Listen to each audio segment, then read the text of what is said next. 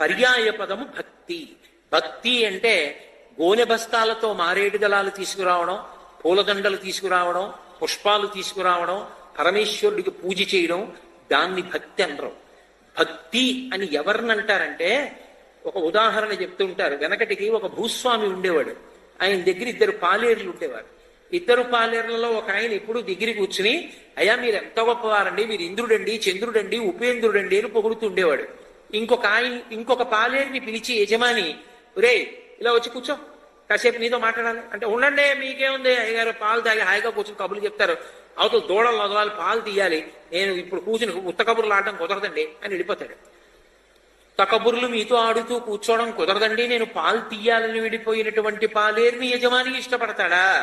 ఏ పని చేయకుండా పక్కన కూర్చుని ఊరికే పొగుడుతున్నటువంటి వాడిని ఇష్టపడతాడా? పని చేసిన పాలేరుని యజమాని ఇష్టపడతాడు. అలాగే